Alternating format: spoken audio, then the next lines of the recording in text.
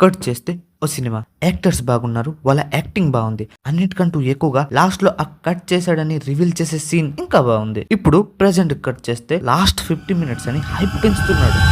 Hi, this is TFI Telugu with పెద్ద discussion. వీడియోని start చేసే ముందు మీరు పెద్ద ట్రైలర్ ని చూసారా? ఒకవేళ చూడకపోతే పోయి చూసేయండి, యూట్యూబ్ లో ఫ్రీనే, దీనికి డబ్బులేం అవసరం లేదులే.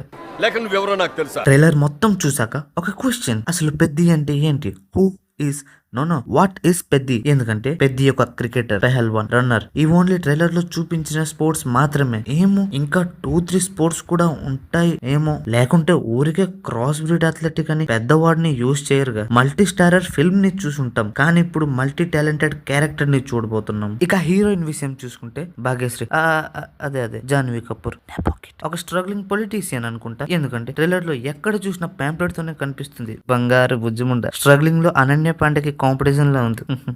If you know. కట్ చేస్తే ఈ సీన్ లో హీరోయిన్ చాలా ప్యాంప్లెట్స్ పై పడుకుని ఉంటుంది. ఇక్కడ 2 విషయాలు జరుగుండొచ్చు. ఒకటి, వాళ్ళ నాన్న ప్యాంప్లెట్స్ అయి ఉండొచ్చు. ఓ షిట్, ఇక్కడ కూడా నెపోటిజమా? 2, వాళ్ళ ఆపోజిట్ పార్టీ ప్యాంప్లెట్స్ అయినా అయి ఉండొచ్చు. మేబీ అయి ఉండొచ్చు. ఫోకస్ మొత్తం మూవీ పై పెట్టకుండా డబ్బింగ్ పై కూడా పెట్టారు. That's good thing. ఎందుకంటే బాహుబలికి ముందు కూడా తెలుగు మూవీస్ డబ్ అయ్యేవి, కానీ అవంతా బాగుండేవి కావు. అండ్ సాంగ్స్ విషయం అయితే చెప్పాల్సిన అవసరం లేదు, పరమ దరిద్రం. బాహుబలి టైంలో రాజమౌళి గారు అది నోటీస్ చేశారు అండ్ అన్ని లాంగ్వేజెస్ లో perfect dialogues with proper lip sync చేసి మరి డబ్బింగ్ చెప్పించారు. అండ్ హిందీలో మూవీ బాగా ఆడాలని కరణ్ జోహర్ తో కలిసి మూవీని రిలీజ్ చేశారు. కరణ్ జోహర్ బాలీవుడ్ లో అందరూ నెపోకిట్ లాంచర్ అని అంటారు. అందుకే హిందీలో a film by S S Rajamouli and Karan Johar అని ఉంటుంది థియేటర్ లో. రామ్ చరణ్ గారిని గ్రేస్ కూడా ఊరిగా అన్నారు. సాంగ్ లో మొత్తం రఫాడించారుగా, కానీ ఈ పర్టికులర్ సీన్ లో చాలా ఎమోషనల్ అయిపోతామని అనుకుంటున్నా. బికాస్ ఆ బాధ మనసుకు తెలుస్తుంది. జస్ట్ థింక్, ఒక చిన్న గ్రామంలో బెల్లం ఫ్యాక్టరీలో పనిచేసే ఒక సామాన్యమైన వ్యక్తి అండ్ తనకి స్పోర్ట్స్ లో చాలా టాలెంట్. తన గ్రామం పరువు కోసం అని బయటికి పోయి పెద్ద పెద్ద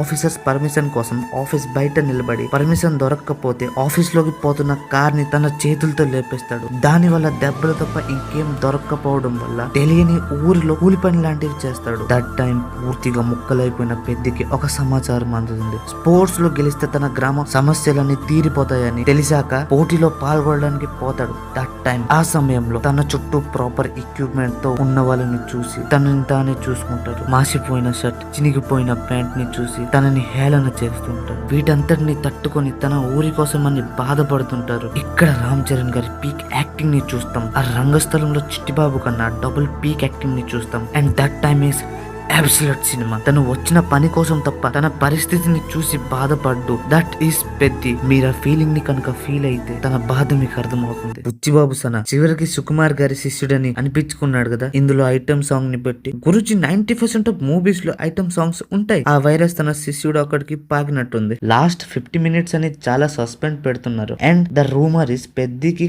కాళ్ళు కోసి పడేస్తారంట. ప్రతిసారి ఏదో ఒకటి కొయ్యకుండా ఉండలేవయ్యా నువ్వు. నా బయోలో ఇన్స్టాగ్రామ్ లింక్ ఉంటుంది, ఫాలో కొట్టుకోండి.